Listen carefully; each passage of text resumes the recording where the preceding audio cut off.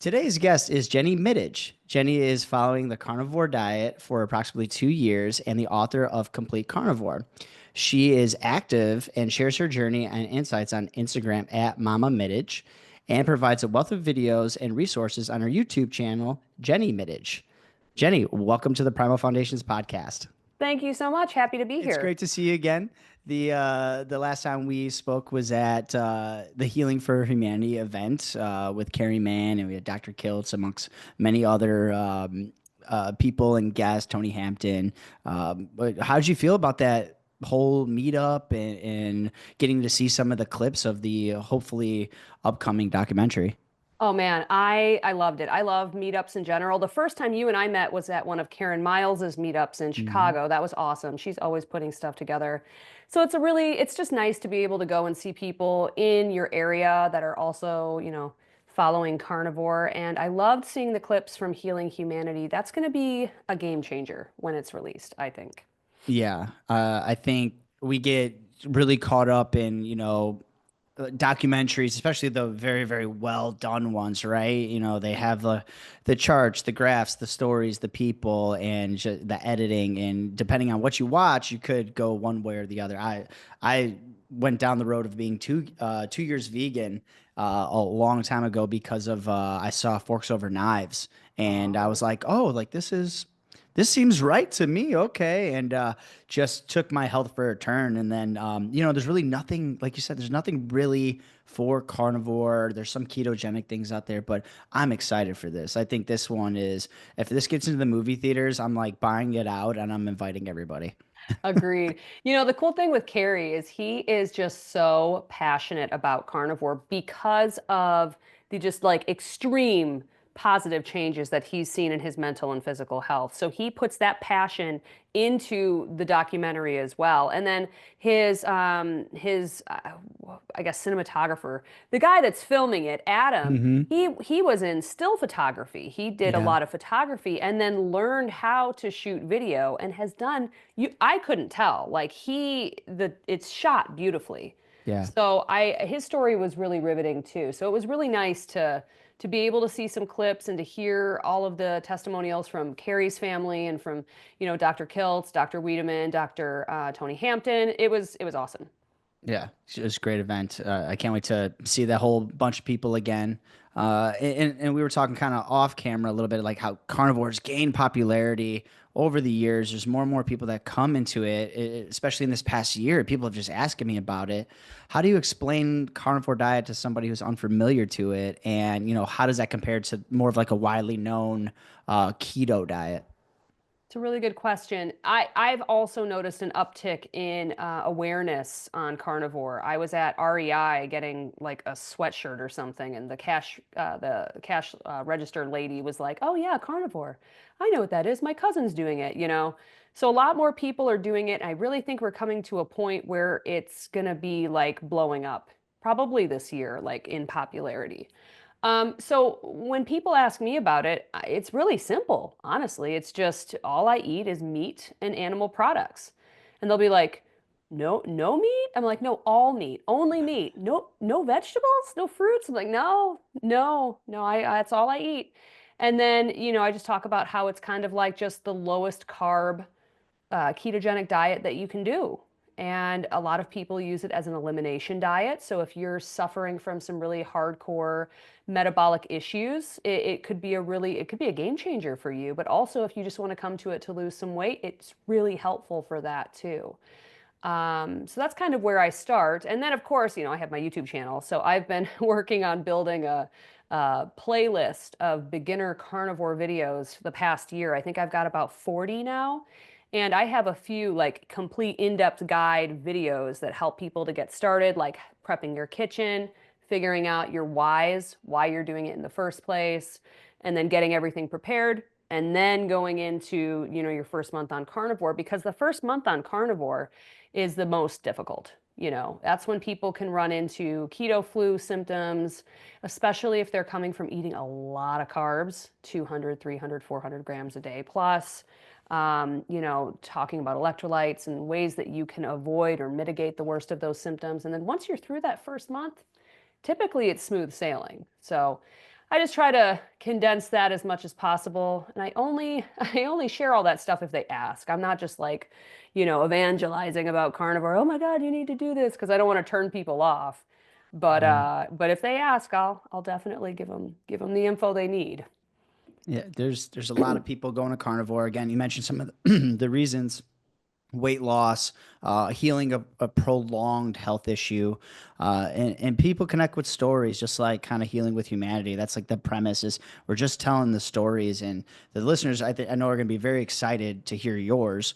What inspired you to adopt a carnivore diet, and how has that transformed your health and lifestyle? Yeah, so I have twins. They're now 3. You may hear them screaming in the background occasionally because they're trying to go down for a nap. But I gained 70 pounds when I was pregnant with them. And when I got pregnant, I was already a bit overweight. So I was not happy. And after they were born, I, did the standard, low fat, lots of fruits and vegetables. I was following Noom.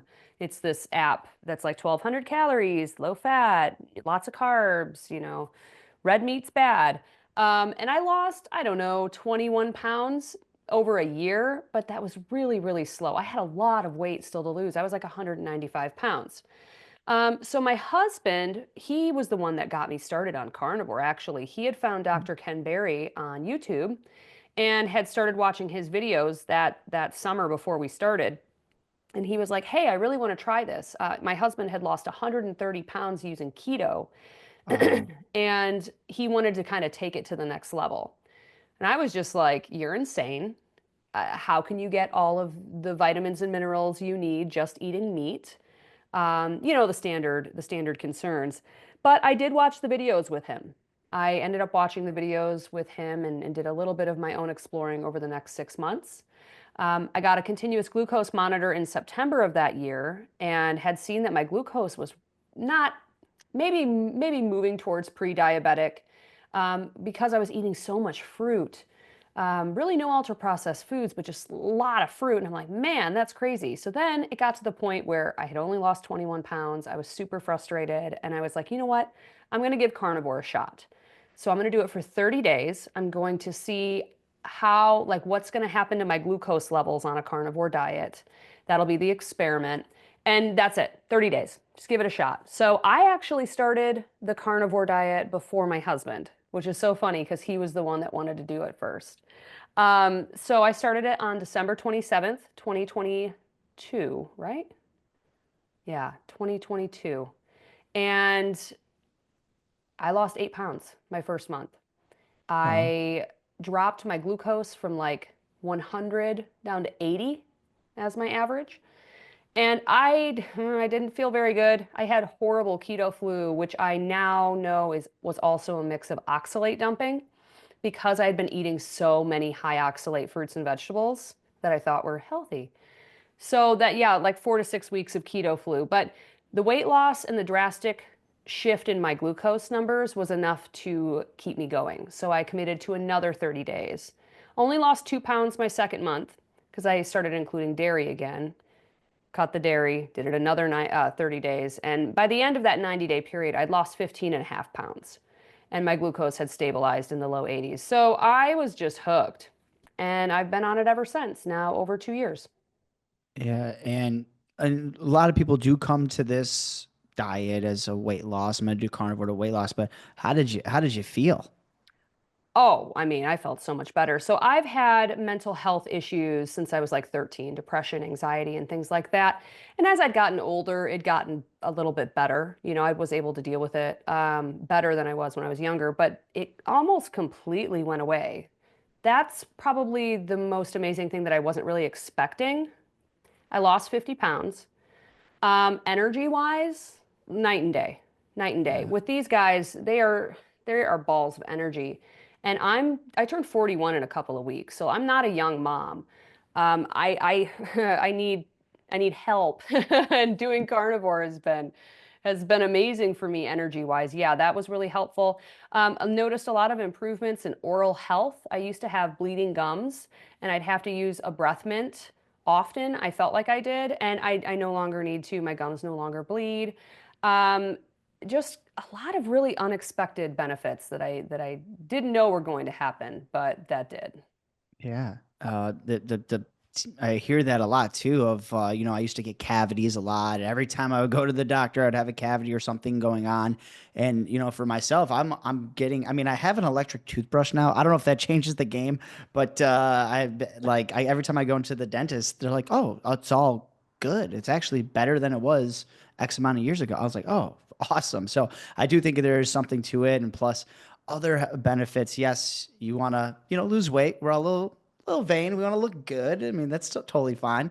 But just the energy, the mental clarity, and the simplicity of carnivore is very attractive to people as well.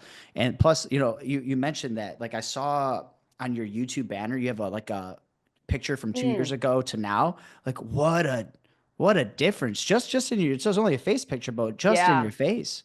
Yeah, I had gone back. The one from 2 years ago was from my 30-day update video.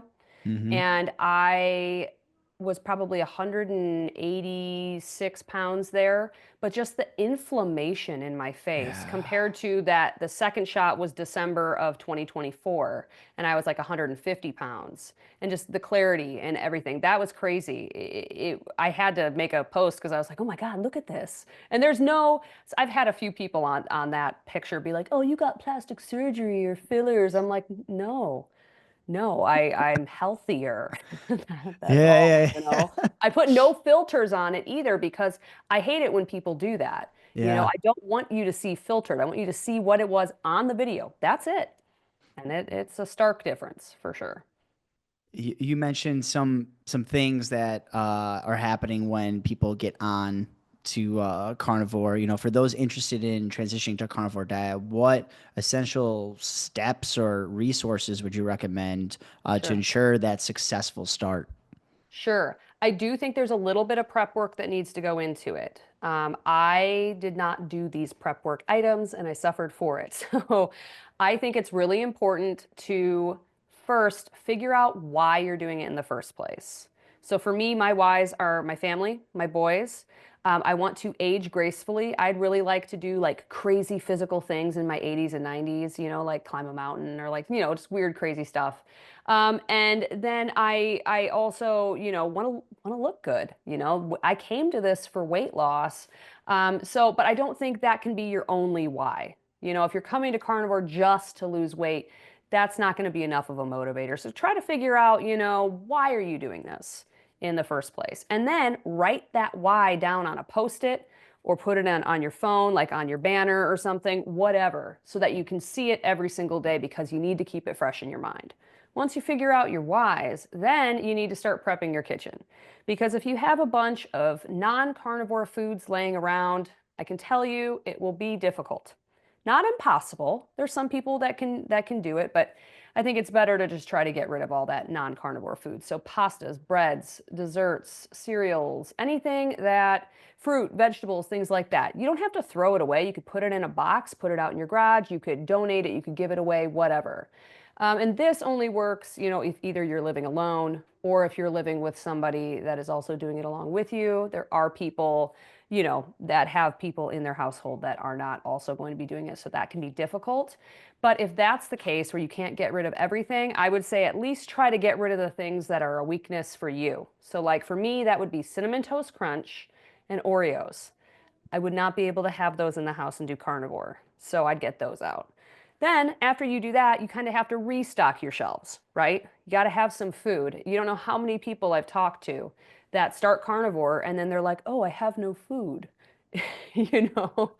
So I have a free grocery list for anybody that wants it. They can, follow me over on Instagram or send me an email and I'll get it to them. Of all the different foods that you can get a week's worth of food. Get some ground beef, some eggs, some butter.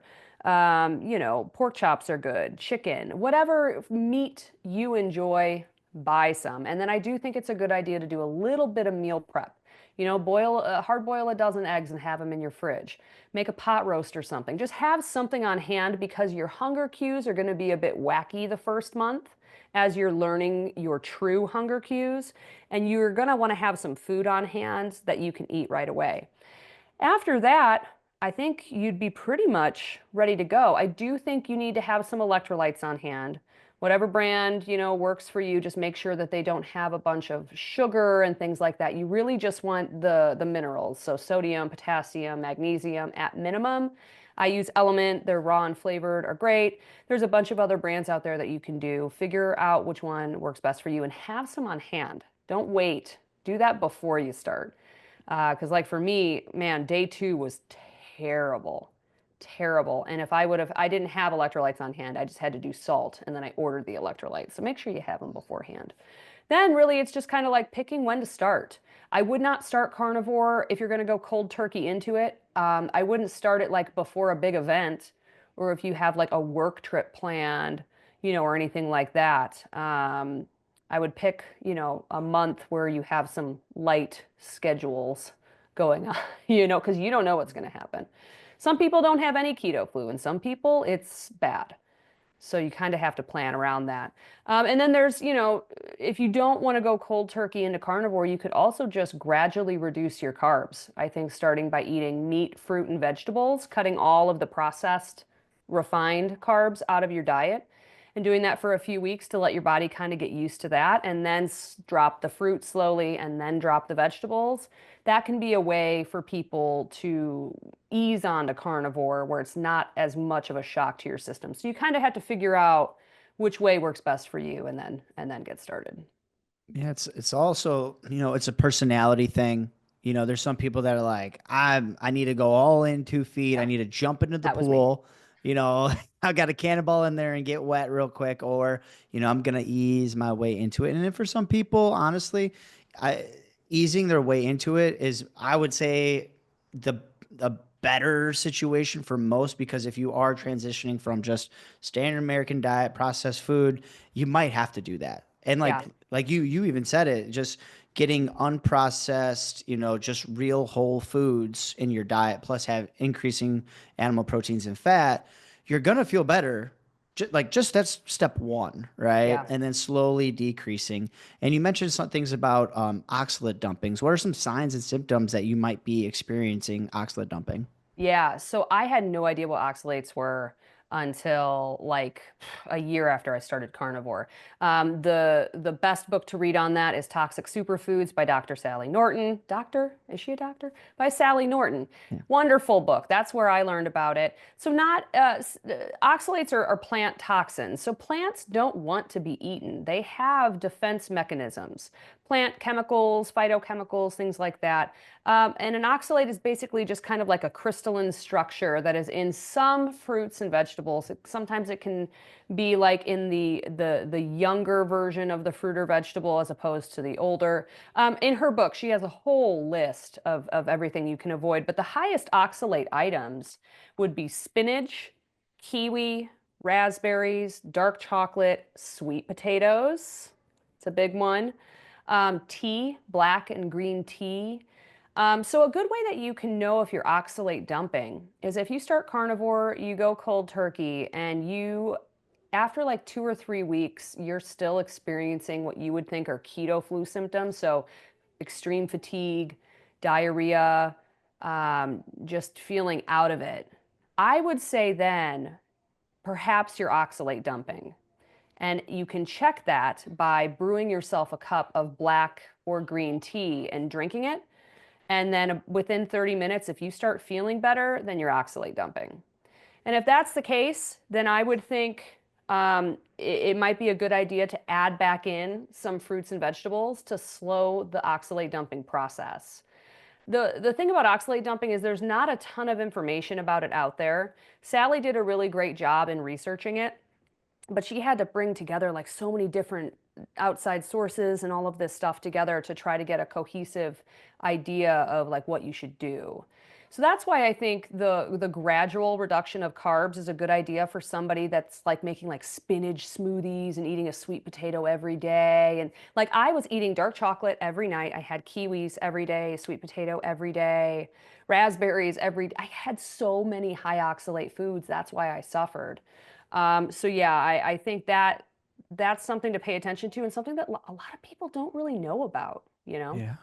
Yeah, I've had Bill Schindler on the podcast, and he talks, or he has the book, Eat Like a Human. He has the Modern Stone Age Kitchen, and one big thing is he took like this group of students on some type of like just like a foraging event or something, and some people were talking about a mushroom, and they're like, he's like, you know what's really scary ya? He's like, spinach. She's like, where they're like, you just said that mushroom was poisonous, that I shouldn't eat that. He goes, yeah, but somebody eats that once, then they die. Nobody's gonna eat that mushroom again. But Yeah. he goes, spinach. He goes, you'll constantly eat that. You won't see the symptoms right away, but over time, it can like cause havoc on your body, and you get those high oxalates from the spinach, from the kale. As a former vegan, I look back, I'm like, I'm blending kale, spinach, banana, like smoothies in the morning, and I'm just making it even worse because it's liquid form at this point, and I'm just gunning it down. And that's why I ran into a bunch of health issues. And like you said, nobody really talks about this. Nobody knows it. When you say, hey, like, I don't eat spinach because I think it's unhealthy, people look at you like you got three heads, So, Totally. You know, it's so funny. I think it was Chris Hemsworth was doing spinach smoothies like every morning, and mm, he had to stop because he was poisoning himself. And he's a big dude. He's like 6'3", yeah. 6'4", or something like that. But like a smaller person, like a 5 foot tall woman, you can actually die from eating too many oxalates. If she was eating the same spinach smoothies as Chris Hemsworth 3 days in a row, she could die from oxalate toxicity. And it's Yeah. just so funny because spinach is like touted as a superfood, Oh, it's so good for you, blah. It's like, oh my God, I won't touch spinach with a 10-foot pole now. And actually, it's funny. Kale is actually not very high oxalate. Mm-hmm. I thought it was. But Mm, then reading Sally's book, she's like, no, actually, kale is okay. It's the spinach. So I was like, yeah. huh, I always thought it was the kale. Crazy. Craziness, man. But Eh, when you're doing carnivore, you don't eat any plants. So eh, you're like, I get that all out of my diet. every time my coworkers look at me, they're like, "Dude, do you have a vegetable?" I go, "I try to avoid vegetables if I can." And for me, at least, like it's a garnish, if anything. Like Yeah. I like, nobody's taking my carnivore card away, but I like jalapenos sometimes. Yeah, they're Like so good. I like spicy. I like spicy. So a Yeah, garnish is one thing, but as a main food group, I just tell my coworkers like I try to avoid vegetables if I can. for Uh, sure. I do a keto cheat meal once a month. mm, So we'll do like Brussels sprouts smothered in cheese and bacon or asparagus. I try to keep to the low oxalate vegetables. I yeah. love a salad. I would eat a salad every day. I love salads, but I just don't feel my best when I do that. So I do it once a month, and that seems to work well for me. But Yeah. for some people, they wouldn't be able to do that. So That's something too that some people might not know, that if you are going to have a food that's either low, mid oxalates or whatever, if you cook it with a cream sauce or actually have a dairy with it, the oxalates will bind to that and you're able to pass through your body more effectively and not get stored up as much. So if you are going to have like a spinach or anything, more than likely if you have it with a cream sauce, it'll lower not necessarily the oxalates, but how many oxalates stay into your system. interesting. I did not know that. That's a really great tip. Yeah. While we're on the topic of food, meal planning and prepping, I seen your "What do I eat in a week" videos, which are awesome. You have a fantastic, I told you off air, a fantastic YouTube channel. You showcase daily meals. How do you keep a variety in your diet, and any tips for those struggling with meal ideas? So I'm really boring. I eat beef, butter, bacon, and eggs 90% of the time. Mm, Um, for meal prep, I always have a dozen eggs hard boiled in the fridge. I just today was filming some videos for YouTube. I did a pork tenderloin that I put ground beef and cream cheese, like I made kind of like a base of that, put that in there with some more cheese, and then rolled it up and baked it. That was enough for dinner, and now we've got some left over. Chicken is so easy to meal prep. Wings, I love doing wings, probably once a month, but like bone in, skin on thighs or drummies are so easy to just cook a whole yeah. bunch of them and then have them in the fridge to eat. Um, I tend to not need a lot of variety. But my husband does. He likes a little bit more variety. So we've been coming up with recipes the past couple of years that we've been doing YouTube, and a lot of my viewers need variety too. So, I have a beef stroganoff that's really good. I like to do like taco dishes of some kind, a Yeah. carnivore taco or a taco ball. There's lots of really great ways you can add some variety into your diet. But for me, I eat like eggs and bacon or eggs and sausage every morning. And then for dinner, I only eat twice a day. I'll do like a pound of ground beef with some butter on it or something, or I'll do like a 16 to 24-ounce ribeye, or I'll do like 2 pounds of chicken wings. And that's enough for me. Yeah. I'm very boring, but it works. It works. That's one of the beautiful things about carnivores. I don't have to think too much about food, and I'm only eating when I'm truly hungry. So I could eat the same thing days in a row, but because I'm actually hungry, every single time I eat it, I'm like, oh, this is so good, you know? Yeah, right. I look back at I was like I used to tell myself this I'm basically doing hide and go seek with the food. Like I would go into the kitchen, this is back in just regular standard American diet. Even when I was vegan, I would just like I'll constantly be opening cabinets and looking for stuff. Like I'm not even hungry. What am I doing? Like I don't think I'm hungry, but I am. I'm like looking. I'm in the fridge. I'm in the cabinets. I'm in the pantry all day. I'm going in and out of the kitchen. Now I'm like, I ate earlier today. I had 2 pounds of ground beef. I'm set. I'm good for the day. I don't need to eat. I can go about my life. I won't even eat till tomorrow. And again, I am boring like you a little bit. That's fine. That's okay. It's ground beef. It's eggs. Yeah. It's butter, it's cold. I mean, we're pretty local to each other. It's cold right now, but in the summer, I love grilling. I like to go Yeah. outside, and that's when I do my steaks. I really get into steaks. Maybe people don't like this next comment. I don't like cooking with an air fryer. Oh no, I love cooking with the air fryer. I do my steaks in the air fryer in the winter. I am not about to go outside. Yeah, exactly. Yeah, everybody talks about the air fryer. They love it. I bought one. Did I do it wrong? Maybe. I have no idea, but It takes some practice. I It tried the does. air fryer. I did a couple steaks in there. I did the wing flats in there. It Yeah. was okay.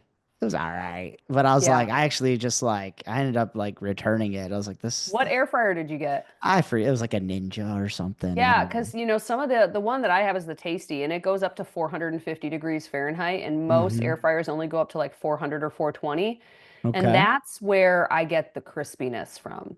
So like on my chicken wings, I Mm, cook them at 420 for 18 to 20 minutes, and they are crispy as heck. So interesting. it might just be, practicing a little more, finding the one that has higher temp. Yeah, I might have to go the route, because again, I really don't even have steaks during the winter because I'm like, I'm not going all the way upstairs because we have like a little rooftop. I'm Yeah. not going up there It's and too then off cold. off the lakefront just freezing, Yeah. We're both in the Chicagoland area, and Yeah. it's bitter cold right now. February is the worst. And with your meals, I think you just did a post the other day. I love this phrase. I use it all the time. Like, don't let perfection be the enemy of good. Do you feel, that a lot of people think it has to be, if you're doing carnivore, everything must be like the highest of quality. It's got to be grass fed, grass finished. It must be pasture raised. It must be this, must be that. Yeah. I That's a great question. I just did a post about this yesterday. So I went to Jewel, that's our local grocery store, and I found this Oscar Mayer bacon was on sale. It was usually 10.99 a pound. It was 99 cents a pound. I don't know why. There were only three left. I scooped them all up. Created a post about, look at all this cheap meat that I got. And I had a few commenters be like, oh my God, that's so full of garbage. I would never buy that bacon, blah. I read the ingredients label, and there's nothing bad on the back of that label. The only thing that's in it is just stuff that would be used to cure bacon. If you're eating cured bacon, that's what's going to be in it. Zero carbs. I think a lot of people get bogged down by the, dogmatic thoughts of it has to be grass-fed, grass-finished, everything, no toxins, blah. And it's like, no, I eat conventionally raised meat 90% of the time. Yeah. 90% of the time. I get my meat from Jewel or Costco. I'll get a whole ribeye, I'll cut that up myself, but it's conventionally raised choice meat. I do some grass-fed, grass-finished. I'll do some American Wagyu. I have a ranch in Missouri that I'll get my ground beef from because it's so good. But like in general, no. And you can see profound health improvements eating conventionally raised meat, including processed meats. Everyone thinks, oh, processed meats are so bad. No, no, they're not that bad. Of course, there's going to be some that are. Like there's this brand of Yeah. bacon that's like cinnamon toast crunch sprinkled bacon. I took a picture of it the other day. I was gonna Yes. post it. Yes, don't buy that. Okay. But like Oscar Mayer bacon, normal bacon, that's fine. We use Bob Evans sausage in the roll, and there's zero carbs, no corn syrup. It's very hard to find breakfast sausage that doesn't Hmm. have corn syrup in it, but it does have MSG in it. And some people are very sensitive to MSG. We are not. We eat that stuff 5 days a week. And our metabolic health has improved across the board. And I do blood tests, arterial scans, DEXA scans, continuous glucose monitoring, continuous ketone monitoring, like every test you can possibly get, I get it done and I share it on my YouTube channel. So you can see that eating that sausage isn't killing me. You know what I mean? So I think it's all about getting what you can afford, getting what you prefer to eat, because if you don't like the taste, you're not going to eat it, you know? And if you can afford grass-fed, grass-finished everything, and that is what you prefer to eat, that's okay too. There are marginal health benefits to eating the grass-fed, grass-finished for sure. Less omega-6s for sure in the ruminants, but it's marginal. It's Yeah. marginal. And if you're coming from a standard American diet, just cutting out all the crap and eating conventionally raised meat is going to do just a night and day difference. So I think that is something that as a community we need to communicate a little bit more, because I still get comments all the time like, oh, you're not doing it pure enough. And I'm like, I'm fine. Yeah, it just gets so like dogmatic within carnivore. It's, Yeah. it's lion diet or nothing. I'm not, Yeah.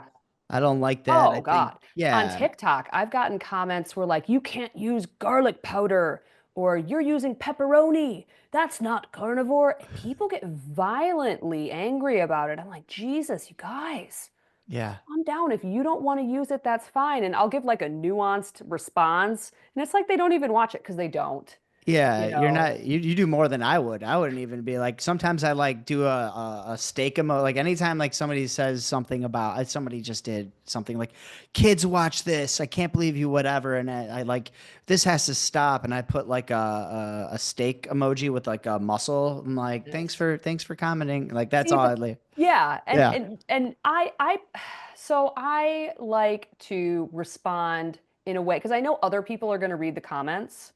So Hmm. I always try to educate, and I'm not really because I know the person that I'm responding to most likely isn't going to be changeable, but the people reading the comments might be like, "Oh, okay," you know what I mean? I Yeah. personally don't read comments. Like I Hmm. don't I don't go on people's feeds and read all that stuff, but my mom does. I know a ton of people that do. So I'm just Did you like, hear what oh, they said about you, Jenny? yeah, I'm just like, I no, did. actually, I don't really care. I try not to read that stuff for my mental health. Yeah. But, I always try to be kind and I don't want to turn people off. So that's kind of why I respond that way. Always trying to educate. That's my place, I think. Yeah. And being the you mentioned some things, topics, but being the self-proclaimed data junkie, N equals one experiments, blood work, what are some significant trends you have observed with carnivore, like either yourself or around you? Yeah, yeah, I do tons of N01 experiments. I'm trying to gear up for a next one coming up soon. Interesting stuff. So I follow Dave Feldman's work pretty closely with the lean mass hyperresponders.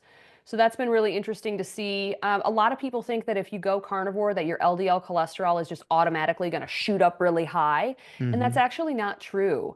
LDL numbers tend to track with your BMI. So people that are overweight or normal weight tend to see their LDL cholesterol stay the same or even go down on carnivore in the beginning. But as you continue to lose weight, become more physically active and all that kind of stuff, you can see where your LDL will go up super, super high. But that's just a small group of people that are lean mass hyperresponders. I've actually seen in my data, my LDL cholesterol is typically between 175 to, I don't know, 275, but my triglycerides are like between 30 and 60.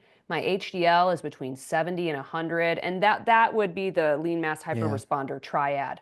But also in the N of 1 experiments, I've been able to manipulate my cholesterol numbers drastically just with the food that I eat. So I did an experiment where I ate really, really, really high fat carnivore and very high calorie for 3 days before a standard lipid panel. And I was able to drop my LDL cholesterol by 23%. And if you're gonna, yeah, exactly. If you're If gonna, if a pill could have done that, people would be buying that off the yeah. shelves. Well, yeah, and that's the thing is we're all told like, oh, saturated fat is going to raise your LDL cholesterol, and it's simply not true. Hmm. It does the opposite. Very, very interesting stuff. I measure my blood once or twice a month with all these different experiments. I just did a 14-day carnivore bar experiment where I just ate carnivore bars for 14 days. I just did a 14-day sardine fast experiment. Same thing, just ate sardines. So yeah, lots of fun data there. I just want to show people like, hey, there's ways that you can manipulate your lipids, your glucose, and I think being really cued into your numbers is important. I don't think anybody needs to test as much as I do. I'm a crazy person. I'm doing this for fun and for science and for YouTube. If I wasn't doing this for YouTube, I'd probably get my blood work checked every 6 months now, knowing what I Hmm. know now, just because everything's so fluid. People think they Yeah. get a lipid panel and their triglycerides are just, whatever they are for the whole rest of the year. And no, they're constantly moving. And you need to see what your range is, you know. If Hmm. my triglycerides go from 37 to 70, I'm not like, "Oh my God, my triglycerides went up." That's within the range that I see in my blood work, you know. Yeah. I would be concerned if my triglycerides went up to like 150. Then I'd be like, "Oh, okay, something that's a little different," you know. Yeah.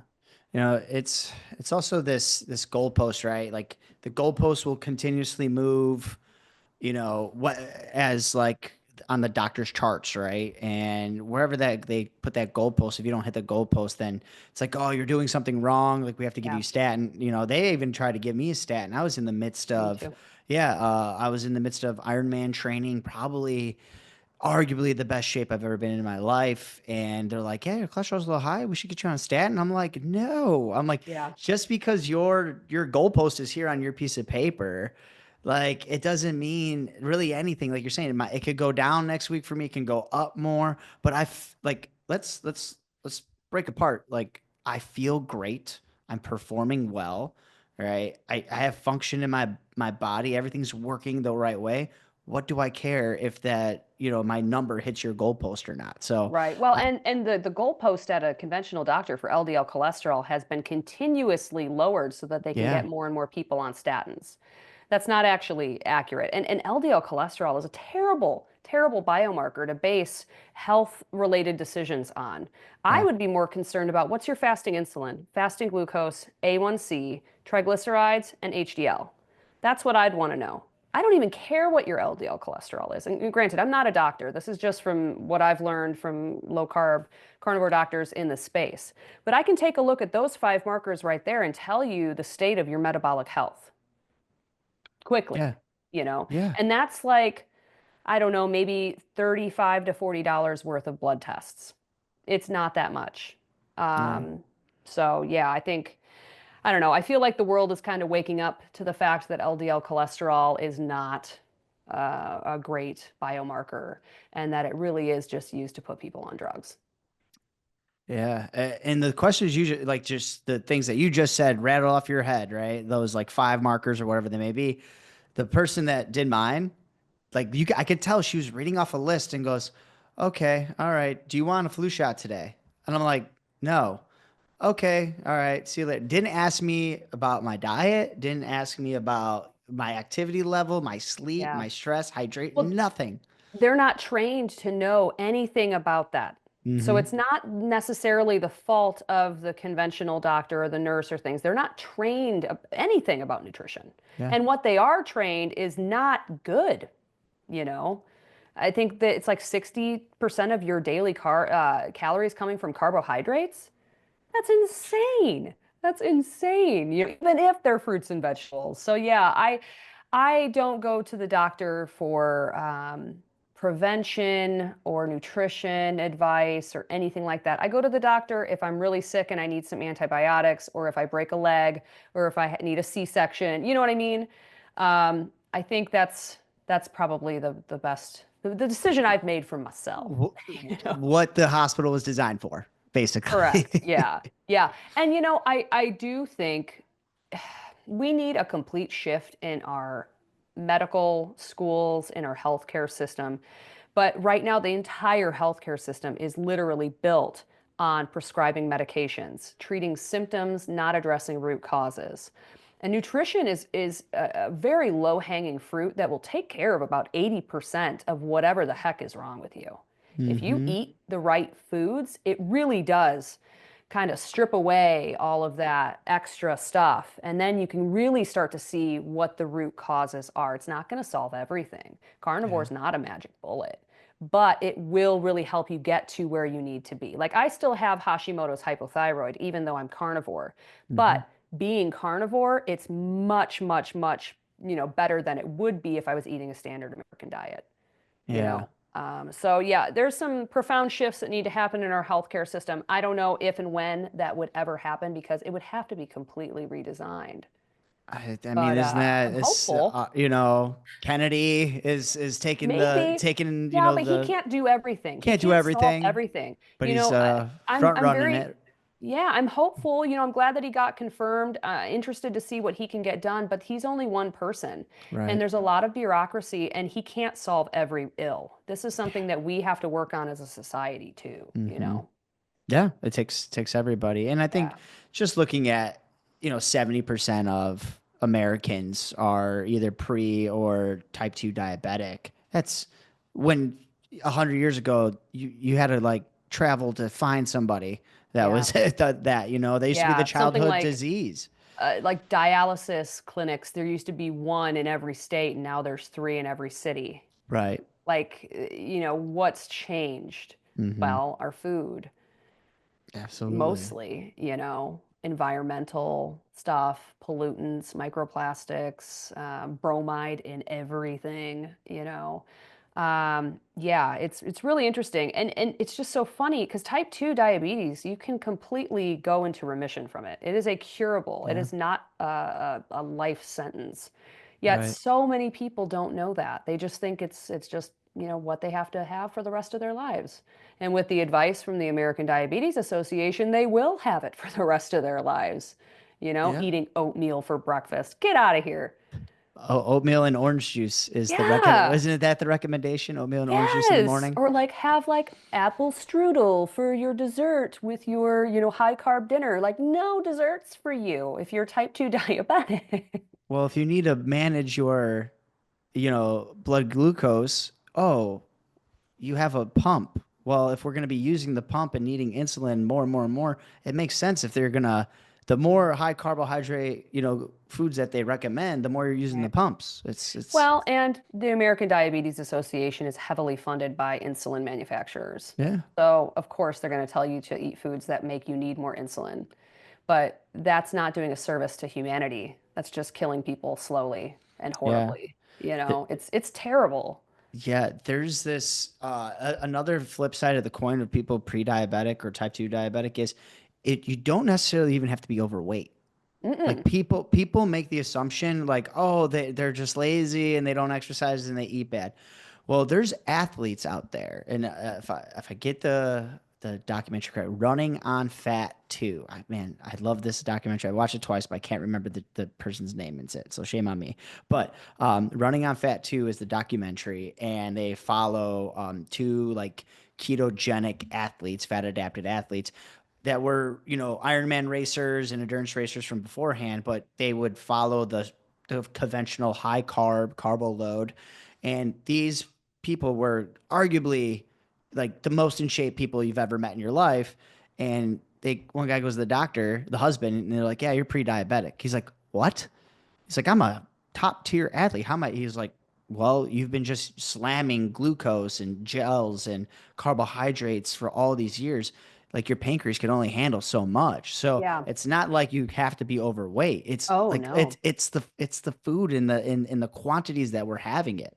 Yeah. Well, I mean, the human body, regardless of your muscle size or weight or anything like that, we can only handle about a teaspoon of sugar in our bloodstream at any time. Now, if you have a lot of muscle, that is a good glucose sink. It's better to have more muscle because your body can then put the glucose in those muscles. But if you are constantly, like a lot of athletes do, like you said, carb loading, you're overwhelming your system. So you can be skinny fat. That is Yeah. a thing. Skinny on the outside, fat on the inside, with like tons of visceral fat, which you wouldn't know unless you get a DEXA scan. Yeah, it's profound. It's profound. You can look great on the outside and be so sick. Mhm. And on the flip, you could be really obese, but metabolically healthy on the inside. Yeah. Perhaps because you might have something where you haven't met your personal fat threshold. Maybe your fat cells fill up really easily or things like that. That is a thing too. So Yeah. we can't judge a book by its cover. I think that's why it's so important to take a look on the inside with blood work, DEXA scans, and all that kind of stuff periodically, just to Yeah. make sure everything's working the way it should under the hood. Okay. And speaking of athletes, strength training. Yes. If I get you on the podcast, we're definitely going to be talking about this. I saw some clips of you doing some strength training. Yes. What's the regimen? Are we talking push pull legs? So I do 3 to 4 days a week of strength training. I lift heavy. I'm typically doing legs and arms. Sometimes I'll do push pull, but typically just legs one day, arms one day. I don't have a ton of time, unfortunately. So I just try to get in and be as efficient as possible. I like to do 3 sets of anywhere between, I don't know, 8 to 14 reps. And I really like those last few. I want to like lift to failure. That's what I like to do. I walk a lot. I like to walk three or so miles per day. I like the Stairmaster machine. I do this glute routine thing. It's not just walking on it. And then I like to do sprints too. That's really fun. But yeah, that's pretty much what I do. If I had it my way, I'd be at the gym like 5 days a week. And then when I'm there, I also do the steam room and or the sauna. I like to do that for at least 15 to 20 minutes to really kind of get some toxins out. And then my gym has a cold plunge. So I like to get in Cool. the cold plunge too. Nice. Yeah. Yeah. I had a at Healing for Humanity. Lisa Wiedemann was sitting next to me, and we were just talking about strength training. She's also in the camp of going to failure, and I was like, yeah, I don't think that going to failure is the best, Yeah. and she like turns to me and she like flips over to a picture of her in a bathing suit. She goes, "This is what going to failure looks like." She's hardcore, dude. She's jacked, and I was like, Dude, "All she has right, all right. abs. Oh yeah, oh, hell yeah, She's amazing. I yeah, love Dr. Wiedemann. Yeah, it's not for everybody. I think it just depends on what you're trying to do. I'm trying to maximize the gains that I can get in the small amount of time that I have to work out because I'm yeah, doing this full-time YouTube channel. I do coaching. I've got the kids. I've got my husband. I need to like also take care of myself, you yeah." know.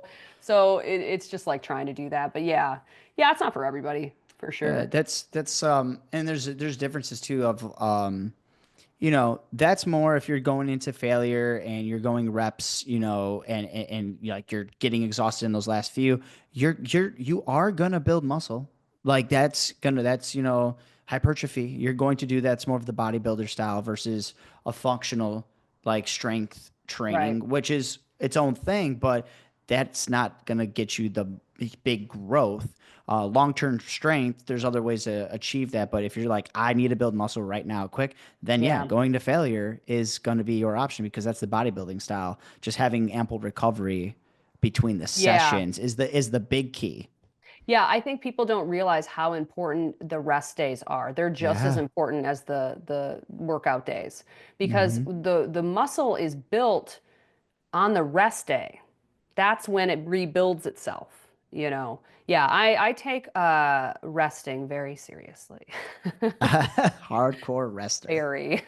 Like Yeah. I'm crazy about my sleep and my stress and hydration, nutrition, and exercise. Yeah, Yeah.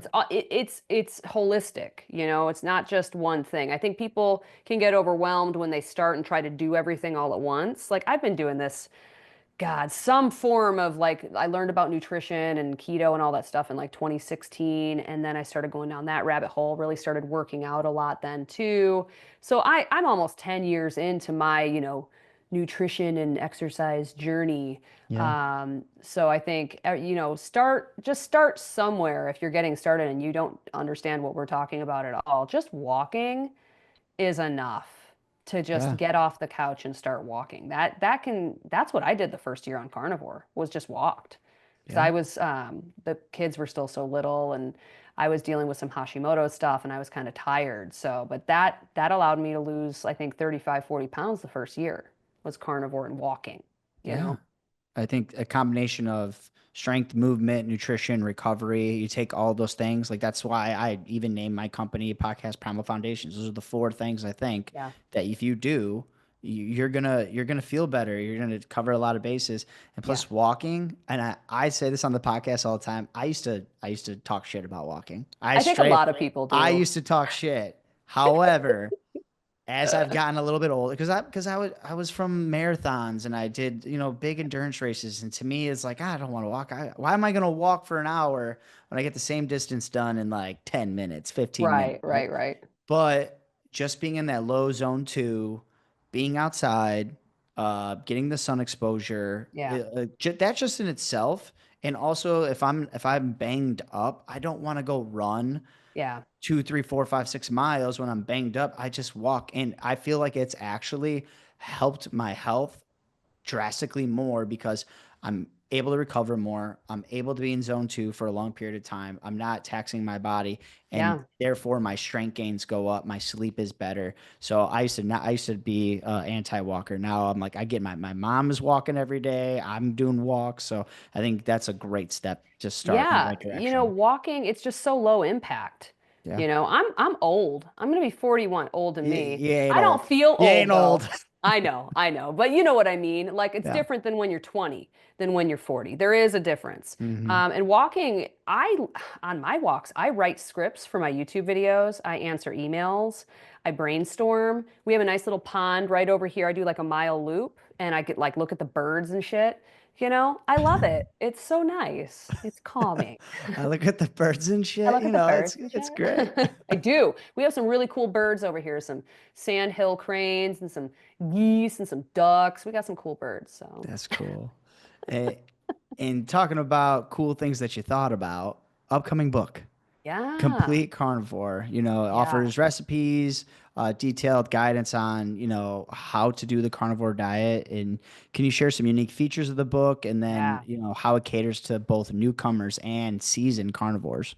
Yeah, for sure. So Complete Carnivore, I envisioned it as like the full reference guide, like encyclopedia to carnivore. So whether you've been doing carnivore for years or you're just getting started or researching it, it's going to have something for you. So the whole first half of the book is like a complete in-depth guide to the carnivore diet, starter guide, how you can decide if you want to ease in or go cold turkey, meal plans, grocery lists, all that kind of stuff. Then it guides you through the first month, the first year, and then it goes into a bunch of other stuff. So troubleshooting. If you're running into certain issues on carnivore, you can go to that chapter and find the issue, and it will give you action steps that you can take to take care of it.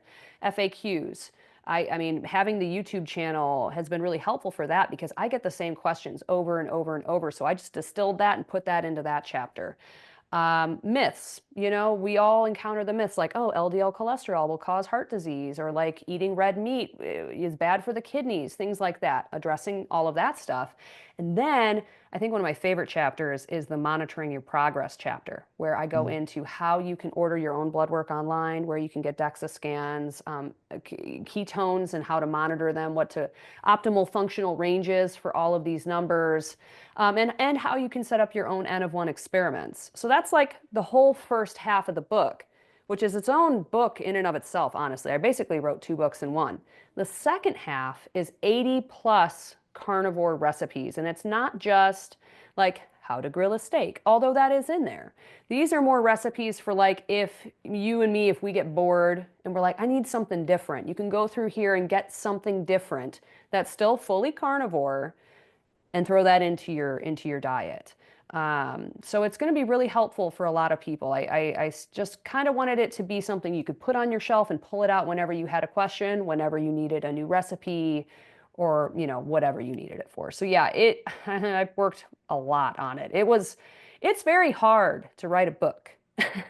I didn't think it would be easy, but like it was a lot just because I was also still doing the YouTube channel. So I create 6 to 12 videos per month, long form, then the short form as well, and the coaching and all that stuff. Then also writing a book. My husband hated me. He was like, "You work from dawn until we go to bed." Blah. I'm like, "I gotta get it done. What am I gonna do?" You know. But man, I'm excited. I'm excited for it. I think it's gonna Yeah. be pretty cool. That sounds awesome. I feel like that's the one area of really tracking progress for me. I do have like a very intuitive scale that gives me a a laundry list of like protein in body. It gives Yeah. me, body fat, composition. It gives me, trends and stuff, which is great. But I don't dive into blood work, ketones, or anything like that. So I feel like this, I'm definitely pre-ordering. It's gonna be, Oh, great. go on Amazon, Thank you. guys. Pre-order. You could already do it. Yeah, Amazon and Barnes and Noble both have really good pre-order deals where whenever you pre-order it until the date of release, you're going to get the lowest price that it ever is during that period of time. So let's say on Amazon they have a flash sale, it goes on sale for like 20 bucks, but you had already pre-ordered it. On Hmm. release day, you get it for that price. Yeah. And they don't Okay. charge you until release day, and then typically you get it on release day too, which is pretty cool. It just Oh, they shows already up. sent it out. Yeah. Yeah, Okay. yeah, Awesome. yeah. I'm So def Amazon and Barnes and Noble both have that kind of deal, and then I have a link to Target, and then for international viewers, of course, you can use your own Amazon too. But I have one that's for international viewers as well. Yeah, send me the link. I'll put it in the show Yeah. notes. And then, I always give people this very loaded question, but you're no different. With the book release on the horizon and everything like that, what are the next projects? What do you have in mind for, future carnivore-esque or the carnivore community? Yeah, so this year it's going to be really conference heavy. Ooh, So I just spoke at my first conference, the Collaborative Science Conference in Vegas, last weekend, Dave Feldman's cool. conference. That was awesome. It was my first time speaking at a conference. I've done a lot of public speaking in other areas. But in May is Meat Stock. So that's in Gatlinburg, Tennessee. That's like every single carnivore doctor and influencer on the planet is going to be there. I'm really excited for that one. And then the book comes out in the fall. So it just depends. I don't know if there's going to be a lot of like interviews and tours and things for that. I have no idea yet. We'll see what happens, but that's going to be pretty much eating up most of my time the last quarter of the year. So that's kind of what's going on. As far as what the future holds, I'm definitely doing carnivore for this year. We're thinking about, well, we really need to buy a house, but it's just like, when is that going to happen? Lots of travel and just trying to stay consistent with the workouts. That's kind of what I have on my plate for this year. Trying to keep it pretty simple because I have so many work-related things going on that, could be crazy that I just want to keep my health up as much as possible.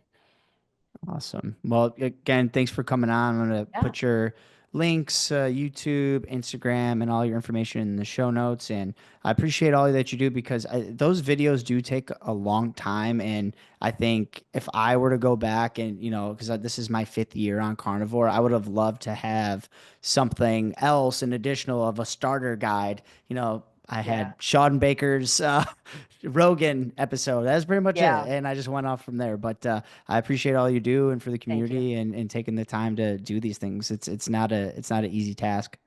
No, it's not, and basically I just didn't want people to suffer like I did in the beginning. So that's why I created all these videos. And I hope that they help people at least avoid some of the pitfalls that I went through. Yeah.